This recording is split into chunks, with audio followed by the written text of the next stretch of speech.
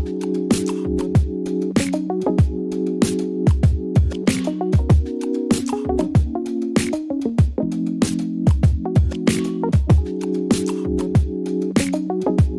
everybody, welcome to another episode of Mondays with Mate.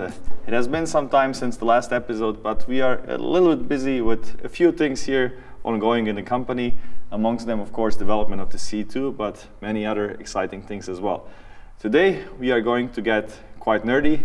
I think that's the stuff you like most, and talk about crash testing. You might have seen the video that we have just published of 2 cars being crashed in 2 days.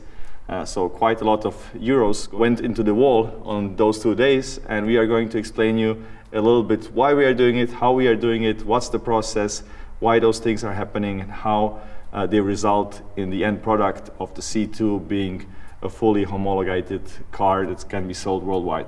Today with me here is Gustavo. Hi, Mate. Hey, Gustavo. Hey. So Gustavo is the manager, the CAE manager in vehicle engineering. And Gustavo and his team are basically doing all the simulations, so simulating the structure of the car and the load cases, for example, the crash tests, which are then also validated in reality and brought back to the simulations to improve the simulations and improve the models, and following all the tests together. So Gustavo and me will talk a little bit about these cars, what we have done with them, and what's the next steps to get all the way into serious production with the cars. So let's have a look at these cars here today. Usually I would say our beautiful C2s. I'm not sure if that applies to these 3 cars today. Actually, we have crash tested so far 4 cars. So completely destroyed basically 4 cars in the process so far. And that's just the beginning. And you can see here that they are in different stages, because for different crash tests we use different cars and different parts of the cars. And it's not just that one car is being tested once, but actually we try to maximize the number of tests. So one car might go through 4, 5, 6, maybe 10 tests and then get repaired for the next test, and until the most severe test, which will then probably damage the monocoque, and then we have to go to the next car. So Gustavo, can you explain a little bit what these cars have been going through? This one specifically, this one here is the NPR2. It went through a low speed in the rear, 2 low speeds in the front, and 2 high speed tests in the front. The last one was the frontal rigid wall 0 degrees, 56 kilometers per hour, which is the highest acceleration in homologation program. And as you can see, the results were really good. So basically here the monocoque starts, and the monocoque is all the way until the rear crash structure, so it's one big piece. But in front of the monocoque and behind the monocoque we have an aluminum structure which is designed to absorb the impact, and in most of the tests this structure absorbs the impact without damaging the monocoque. And most of the tests we can repair the car and remove the front crash structure and put a new one on with everything else in the front, the cooling system and so on. But then the last one did this to the monocoque. But it was really good, Mate. It's basically all the energy, it's a lot of kinetic energy, was absorbed by the front crash structure, which crushed perfectly. You see the base of the crash structure is in perfect condition. And all the rest of the energy was absorbed just in this space. So from here back, nothing. The monocoque is perfect, no cracks, no intrusions, no deformations, anything. Yeah, so our goal was not to, in every test, to make sure that the monocoque survives. It would have made it cheaper to run the crash testing program, but the priority was on occupant safety. So even if the monocoque is cracked, the important thing is that the occupant area, so the firewall and the side sill, is not damaged, which is not the case. So with the most severe crash, we can see that the crash structure has done a perfect job. It collapsed exactly as we have designed it for and exactly as the simulations. And then the excess energy went into this part of the monocoque, which destroyed this piece, which is also as designed because it protected the occupant area of the car. So Gustavo, the project has been ongoing for, what is it now, more than 3 years. You have initially run lots of simulations and watched the car do various things on screens. And then, if I'm not mistaken, in January 2019 we have started to do the first material and crash tests with the front crash structure. Then in August last year we crashed the first full car, the first experimental prototype.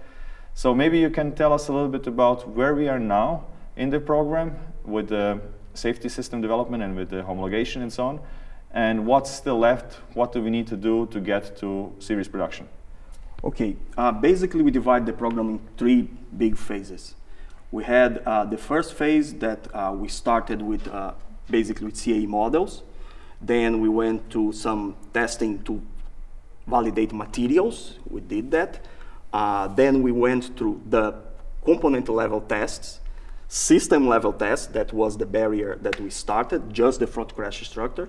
And we closed that first phase with the experimental, the first car that we crashed. Which is not here. Which is not here. And with all the knowledge we absorbed in that phase, of course, we evolved the models, and then we start again this interaction with CAD, CAE, working to maximize the performance of the car for each one of the crash modes that we have. And then we go to a second phase, which we started with some static deployments. We have static deployments for the airbags. We have sled tests. Basically, you have just the monocoque of the car when the restraint system sits being thrown in a sled, really high acceleration. So we have for frontal, we have for side. And then we close that second big phase, now crashing these 3 cars, which we are collecting also. It's too expensive, so we cannot crash one car like this just for one purpose. So we use the car to evaluate, of course, the structure. We always learn with the crashes. They are rare. We cannot spend that opportunity to learn. We have the collecting data and setup of the restraint system ACU, which is airbag control unit, which will control all the restraint system. We need that data to develop that algorithm. And of course the dummies, which are the most important thing. The dummies, they collect a lot of information of the injuries, and we say, okay, we can validate the car or not. That is the end of the second big phase. Where we are now, let's say. The next phase is the last one, when we're gonna have the pre-series cars. That will be cars that are exactly as the cars that will be sold. And we go to we're gonna crash vehicle level cars. And we're gonna crash these cars, and then it's homologation. We're gonna have, after that, the results will be good, and we'll have the C2 homologated. But some of the tests we did so far are already used for homologation, right? Yes, yes. Some of the tests, for certain crash modes, the structure is not going to be changed. The structure, the door trim, or the trims, internal trims, or the restraint system. So we can use some of this as a homologation if needed in certain markets. So we crashed 4 cars so far, Gustavo. How many more do we need to crash to finish? In the last phase, homologation, we're going to use more 7 cars. In total development, it will be 11 cars. And maybe the difference between these cars and the final cars that we will crash is that these cars were actually built to be crashed from beginning. So they maybe didn't have some parts on them and they were not nicely finished and so on. While the other cars will be fully finished and used for different kinds of testing, like performance testing, handling, hot weather, cold weather, being driven for months. And then those beautiful, fully finished cars will be crashed. Unfortunately. Yeah, that's part of the job. Yes. I saw that some people asked, like, why do the cars look like they do for these crash tests? And basically, they have a very specific purpose. So the purpose of these cars was from the beginning to be crashed, unlike the other cars, which will be nicely finished and used before they will be crashed. So here we just use the parts that are necessary for the crash testing. So for example, we don't have maybe some paint of the interior parts or some nice stitching on the interior Alcantara or leather or whatever. So because it's not necessary for the crash test. And why they all have this strange and bad color, it's basically whatever color we send to the crash testing facility, they take the car and take the, you know, how do you call this, what you paint? Rollers, yes. Yeah, the roller to paint your flat with, and they paint the car in this ugly blue color because of the light in the crash test facility and the cameras that best see the changes on the car with this matte paint finish. Maybe Gustavo, you can show us a little bit around, so we see the destruction in the front, but I think some of the cars here, was it that one, also went to a side crash and has some damages there. Maybe you can show that a little bit. Yes, can you go there? Yeah. So this car, it's the BPR 13. This car was used for frontal crash, as you can see, but we used it for a barrier, movable barrier, deformable movable barrier in the left side, and we use for the pole crash here in the right side. The pole crash is something that everybody's afraid of, but the results were really, really good. As you can see, only the rocker is damaged. If you look inside, you're not gonna see any damage in the floor, anything. So, and the results in the dummy, which is the most important, were good. So it would be homologated, this car.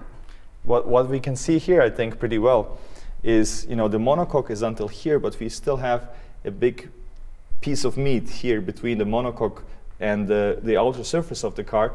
And as we go forward, that piece becomes bigger, that gap becomes bigger because of ergonomy to get in and out.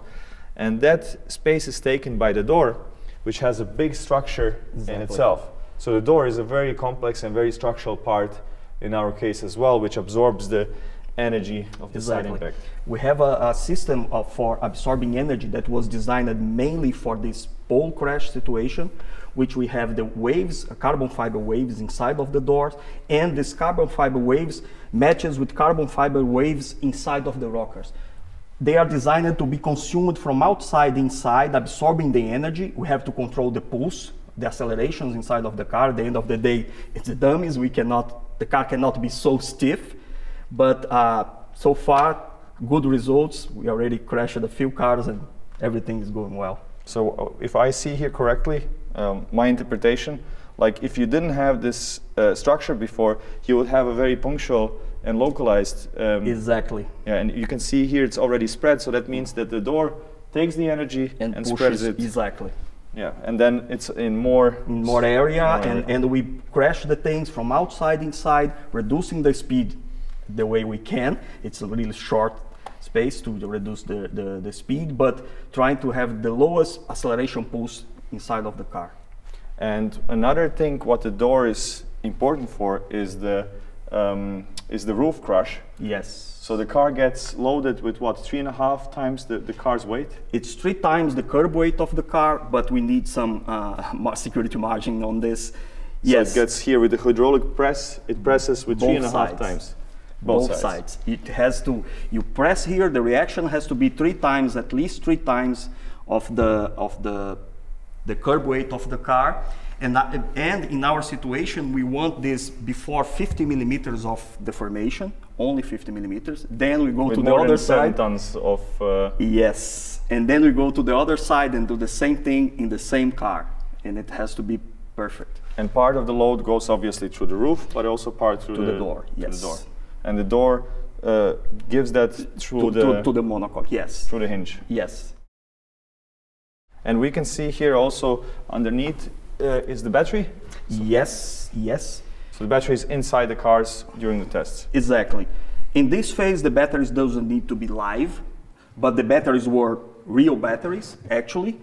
They were not charged, of course, and the guys from battery, they took care to make sure that there was no connection between the cells, but it was real batteries.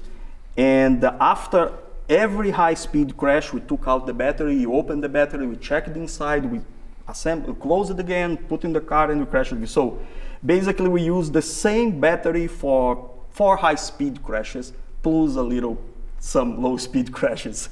And then now in the pre-series, it will be fully working, fully charged batteries. Exactly, live. And that's the difference between the steps we go through. Exactly. Gustavo, when we think about crash tests and validation and so on, we always think about, you know, the cars going into walls and into poles and stuff like that. but there's many tests we do that are not so severe, like the pedestrian protection and stuff like that. Can you just explain, like, you know, the head of the dummy firing and stuff like that? Exactly. The other things. The main reason of passive safety is to save lives, and including people that are around in the car. So we have a lot of tests that they are not so destructive. Some like pedestrian protection, we test a leg being hit by the car. We have heads hitting the bonnet of the car to make sure that a pedestrian will not be killed if the car hits. Inside of the car, which is, by the way, not mandatory for low volume manufacturers, but we are still doing it. In the interior of the car, all the interior trim parts are designed to save lives. And so we test all the upper trim, the headliner and pillars covers for head impacts in several points to make sure that the acceleration will be okay. In the dash panel, we check the dash panel in several areas to hit heads and check if everything will be okay. And that's done with like a sphere that represents the head? Yes, it's a head form full of sensors, and there is really a robot with a cannon that aim the thing and boom, it's shot. We call it the Bosnian. Yeah. Croatians will understand why. And outside of the car, yes, because we have this situation of yes fire and no fire. We want the restraint system, the airbags, all the stages. Airbags have multiple stages. Seatbelt retractor. We want everything to work when needed, but we don't want to work when not needed. So we have a lot of low speed tests that we make to make sure that the system will understand what is a real crash than just a small bump. Yeah, and there's like hundreds of these tests that are not destructive to the car. Yes, some of them are fun because it's like a shopping cart hitting the car, a basketball hitting, some hammering, or sometimes a 16 kilometers per hour crash. We have a lot of them. All these cars went through all these things before the high-speed crashes. So we go from less destructive tests to more and more until the last one kills the car. Kills the car. Or like in this case, you destroy the front, but you can still use it for a side impact. For the side, exactly. And also for a rear, maybe. Exactly. Yeah. Exactly. So maximizing the usage of every car. Mm-hmm.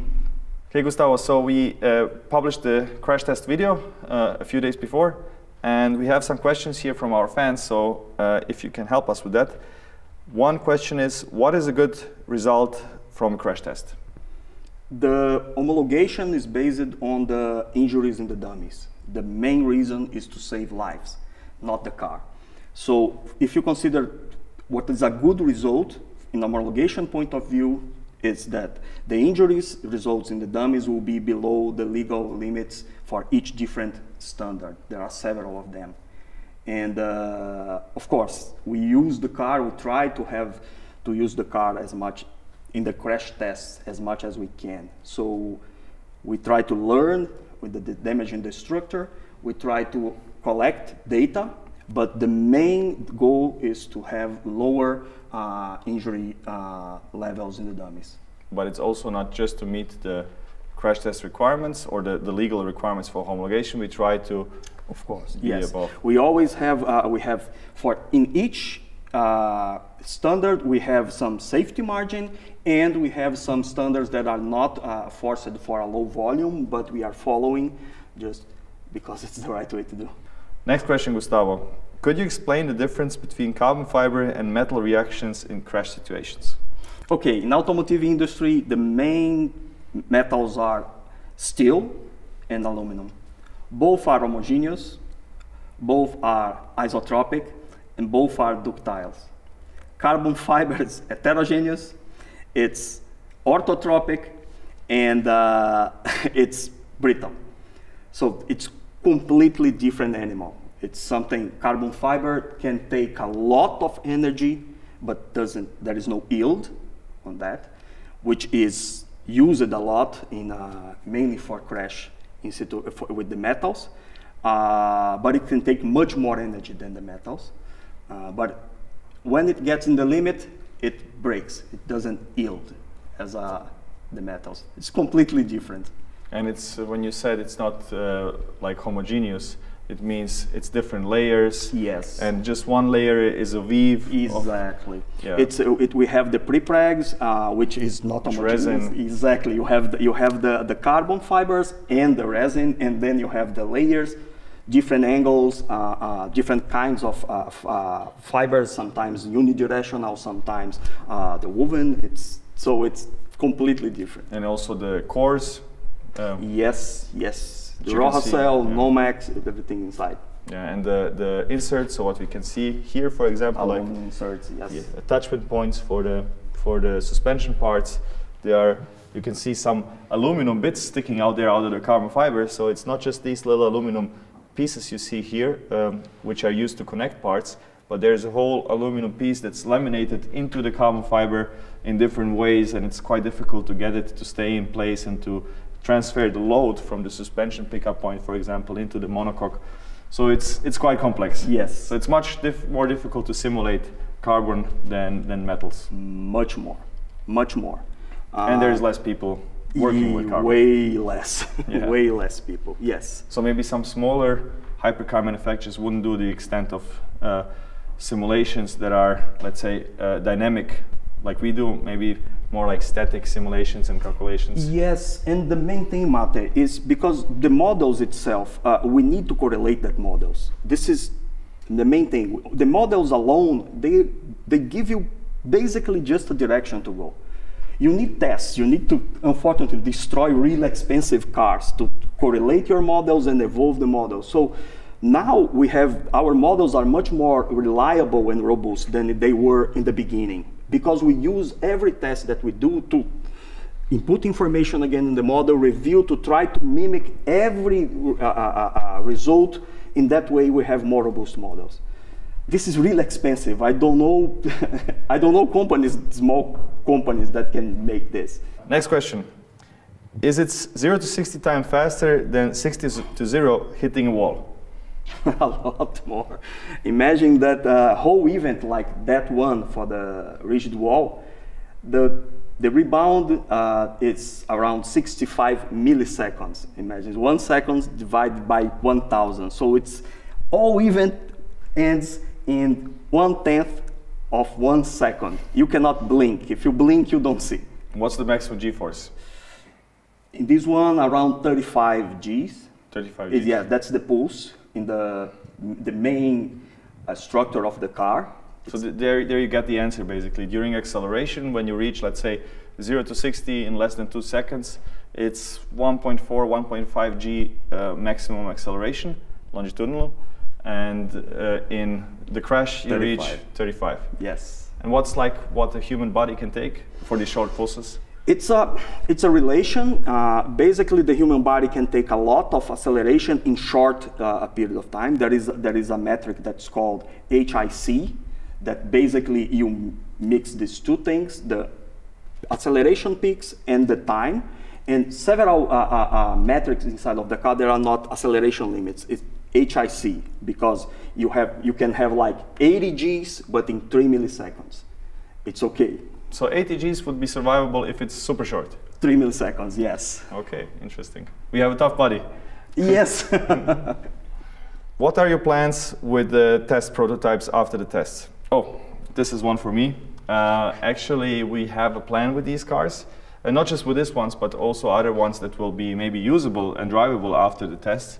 So I already discussed with the University of Mechanical Engineering in Zagreb, where we want to donate them the cars, or one of the cars, and the pieces of the cars that get damaged in the crash testing.